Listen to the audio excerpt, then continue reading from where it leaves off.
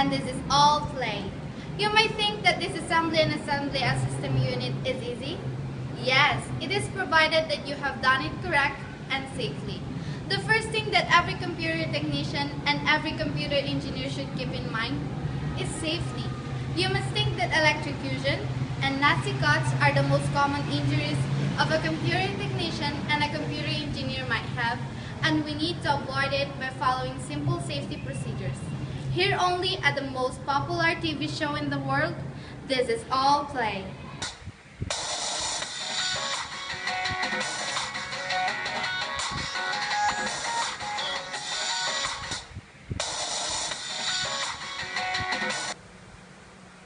Before opening the system case, be sure to turn off the system unit. Turn off and unplug the AVR from the wall socket as well. After that, unplug all the cables connecting to the back of the system unit. After clearing all the connected cables, put the system unit on an empty working table. Touch the unpainted part of your system unit with your bare hands to remove the ECD of your body. This is an important part before opening your system case. You might destroy your RAM, chipsets, and other components of your motherboard. Remove the screws of the side cover opposite to the side where the ports are.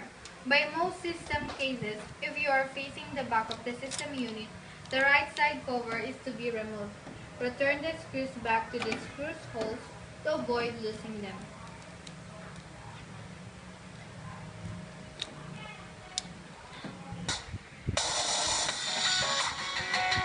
Once the side cover is removed, turn your system side down where the open side of the system unit should be facing outward, where you can comfortably look down on the inside of your system case. We are now ready to remove the components inside of the computer. The first thing we need to do is remove the power supply. To be able to remove the power supply, remove first the Molex connectors. It is the white plastic connector at the tip of the wires of the power supply, or the motherboard power connector, drive power connectors, the floppy drive power connector, the SATA power connectors, and the 4-pin 12-volt motherboard connector.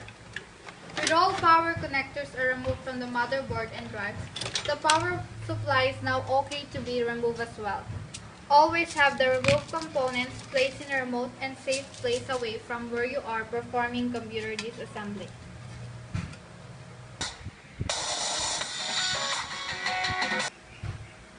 With the power supply removed, the data cable should be removed next. This includes IDE, SATA, and floppy drive cables. Secure the removed data cables. Next to remove are the RAM, video card, and the other card peripheral components. Again, have them secured in a safe place and put the screws back.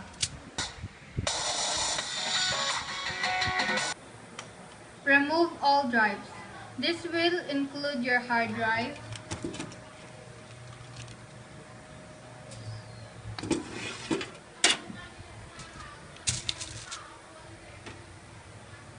CD/DVD drives,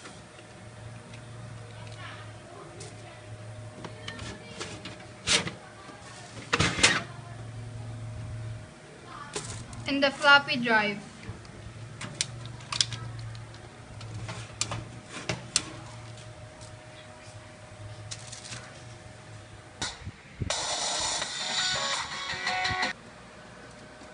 Since all peripherals when removed, the next thing to do is to remove the front panel connectors. This will include the USB, front panel, and audio header. If you are not sure of which connector is being matched to, write down or document the connections and orientations of the connectors before removing them from the headers. Remember that not all motherboards have the same header configuration, so be careful and watchful while documenting.